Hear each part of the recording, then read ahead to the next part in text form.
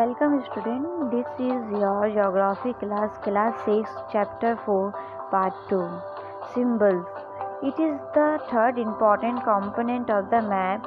It is not possible to draw on a map the actual shape and size of different features such as buildings, roads, bridges, trees, railways, lines or a well. So they are shown by using certain letters, shades, color, pictures, lines. These symbols give a lot of information in a limited space. With the use of these symbols, map can be drawn easily and are simple to read.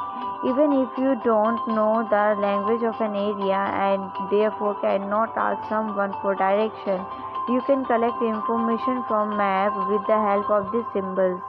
Maps have a universal language that can be understood by all. There is an international agreement regarding the use of these symbols. These are called conventional symbols. Some of the conventional symbols are shown in a figure 4.3. Various colors are used for the same purpose.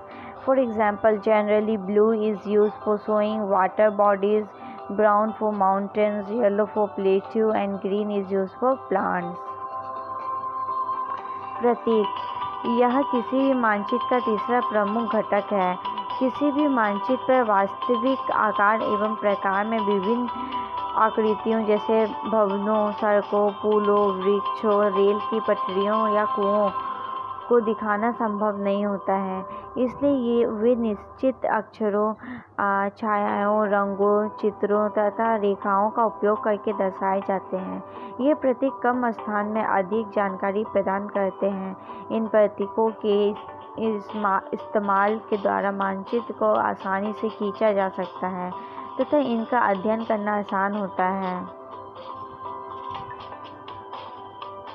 अगर आप एक क्षेत्र की भाषा को नहीं जानते हैं तथा आप किसी से दिशाओं के बारे में नहीं पूछ सकते हैं, तब आप इन चिन्हों की सहायता के द्वारा मानचित्र से जानकारी प्राप्त कर सकते हैं।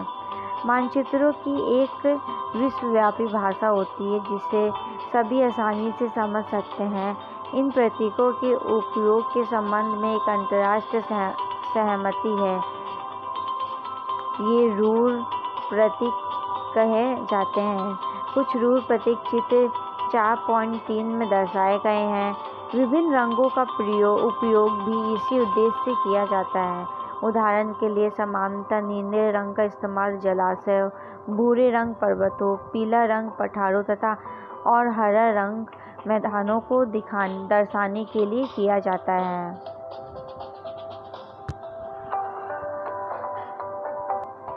Sketch. A sketch is a drawing mainly based on memory and spot observation, not to scale. Sometimes a rough drawing is required of an area to tell where a particular place is located with respect to other places. Suppose you want to go to your friend's house but you don't know the way. Your friend may make a rough drawing to show the way to his house. Such a rough drawing is drawn without scale and is called a sketch map. रेखाचित्र एक आरेखन है जो पैमाने पर आधारित न होकर याददाश्त और स्थानीय प्रेक्षण पर आधारित होता है। कभी कभी किसी क्षेत्र के एक बच्चे आरेखन की आवश्यकता वहाँ के एक स्थान से दूसरे स्थान के सापेक्ष दिखाने के लिए होती है। मान लीजिए कि आप अपने मित्र के घर जाने चाहते हैं, लेकिन आपको रास्ते की जानकारी नहीं है। आपका मित्र आपके घर के रास्ते को बताने के लिए एक कच्चा आरेखन बना सकता है। इस प्रकार कच्चे आरेख को बिना पैमाने की सहायता से खींचा जाता है तथा इसे रेखाचित्र मानचित्र कहते हैं। Plan. A plan is a drawing of a small area on a large scale. A large scale map gives lot of information, but there are certain things which we may sometimes want to know. For example, the length and breadth of a room. which can't be shown in the map. At that time, we can refer drawing drawn to scale called a plan.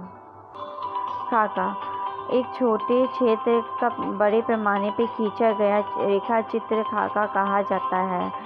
एक बड़े पैमाने वाले मानचित्र से हमें बहुत सारी जानकारियाँ प्राप्त होती हैं, लेकिन कुछ ऐसी चीज़ें होती हैं जिन्हें हम कभी कभी जानना चाहते हैं, जैसे किसी कमरे की लंबाई एवं चौड़ाई, जैसे मानचित्र में नहीं दिखाया जा सकता है। उस समय हम लोग बड़े पैमाने वाला एक रेखा चित्र खींच सकते हैं, जिसे खाका कहा जाता है। This is the end of this video. We will continue this chapter in next video. If you have any doubt, please let us know. We will try to clear your doubts in another video. अगर आपको कोई संदेह है तो कृपया करके हमें बताइए। हम अगले वीडियो में आपके संदेह को दूर करने का प्रयास करेंगे।